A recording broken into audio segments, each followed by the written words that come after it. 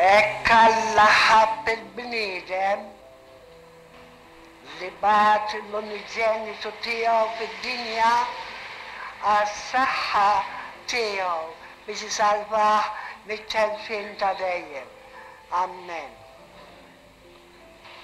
It-twelid tas-Sinjur tagħna Ġesu Kristu. Kristu tarbija fuq mastura. Infisqi ma' ġembu Sant Ġusep il-Madonna. Inħarsu lejn it-tarbija. Dawk li leġ kien intaħħa ġurnata li kunu mtaqbim l-insieme. Dawk li leġ kien intaħħa ġurnata li kunu mtaqbim l-insieme. Dik ir-raz żgħira tiegħu ġurnata tkun inkurunata bis-sew. U dan mħabba fina bnedmin. Ġi għallimna Ġesu Kristu l-inganni tad-dinja. Id-dinja għandha trid ġibdiet tremendi, ġibda l-flus u Kristu li bentalla fqir fuq il-mastura.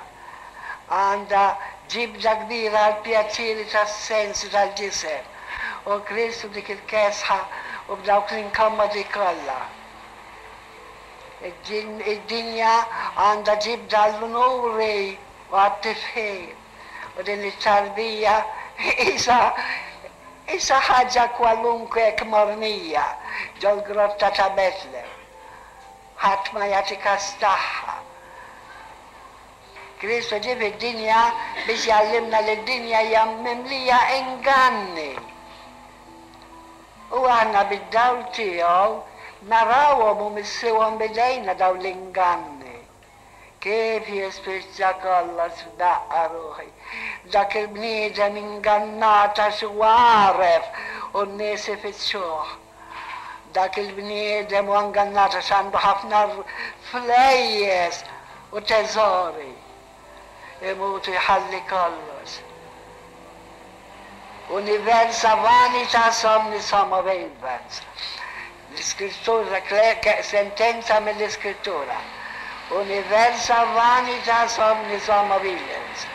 Kull bniedem ħaj huwa mir-rasu sa saqajh fruat tal fruat. Vojt. Ħodu re, ħodu papa, ħodu l-bnedmin kbar tad-dinja. Mal-mewt, x'isir mal-mewt? Kolla neħallu kollox u jmorru qudiem il-Majestrat ta' Ġesu imħallel. U mhux tal-li dan, San Pawl għalilna diġà li min m'għandux l-Ispirtu ta' Kristu dan mhuwiex ta' Kristu.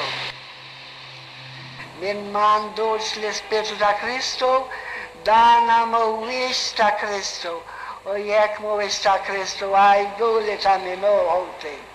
Kemm biċċa serja l-ħajja tal-bniedem. Min m'għandux fih l-Ispirtu ta' Kristu dan mhuwiex ta' Kristu. San Pawl l-Apostlu.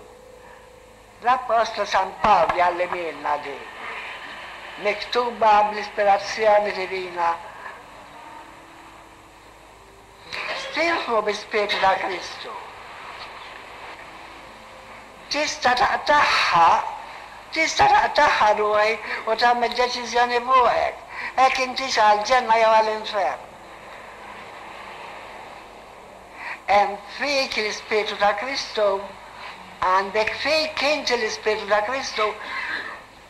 Għal xi nies jafu ġifieri l-Ispirtu ta' Kristu. L-Ispirtu ta' Kristu hija il-manjera li bija għax Kristu bħala bniedem Kristu kien suġġett bħal bnedmin l-oħra li għamel id-dmirijiet tiegħu li huma tlieta. Kull bniedem li jiġi fid-dinja għandu tliet dmirijiet xi kompli xi temm. U meta jmut kull bniedem jiġi iġġudikat fuq dawn l-dmirijiet. Jekk temmhomx, iva jew le. U jiena meta tajn fuq il-bnedmin, insewet qalbi wisq. Insewet qalbi wisq. Kull bniedem li jiġi fid-dinja għandu tliet xi kompli xi tem. U f'mewtu jiġi ġudikat fuq it-temmija ta' dawn d-dmirijiet.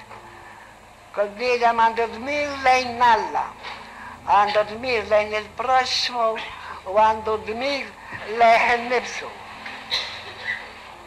Kristu ġi fid-dinja biex jgħallimna nosservaw dawn it-tliet dmirijiet. Lilu jisimgħu għalinna l-Mister Etern, il-vuċi mis-sema, dal-liben naħbu dannu liben maħbub tiegħi li biħjina ta' xat. Lilu jisimgħu.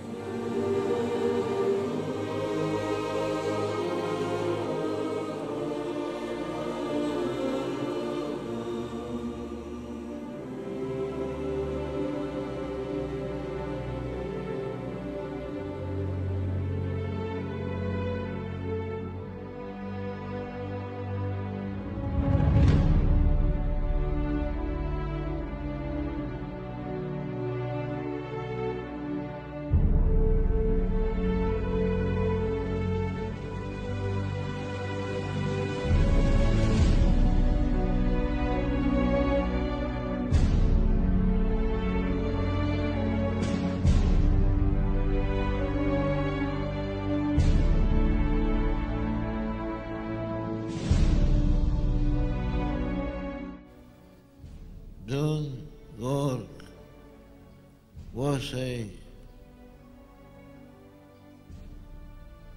pioneer in the field of catechetics and in promoting the role of the laity in the apostolate, which the council was to stress in particular way. Thus, he became, as it were, Malta's second father in faith.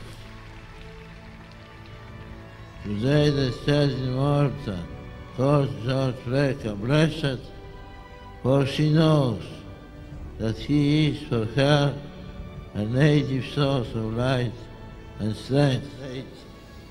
Viva il Beato Gork Beck!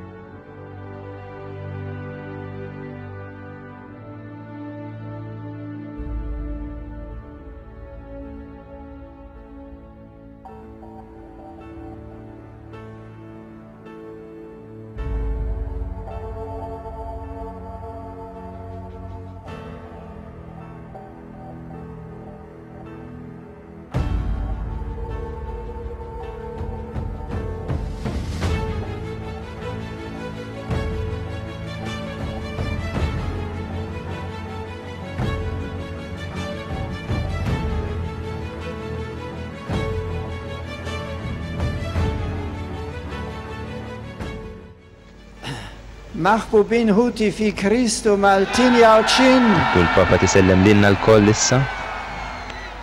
Il-paċi ma'kom. San George Freka. U għalew l-ibel kanonizzat tal-art helua tacum. Uvatini misir tacum fil fidi uara l'apostolo San Paul.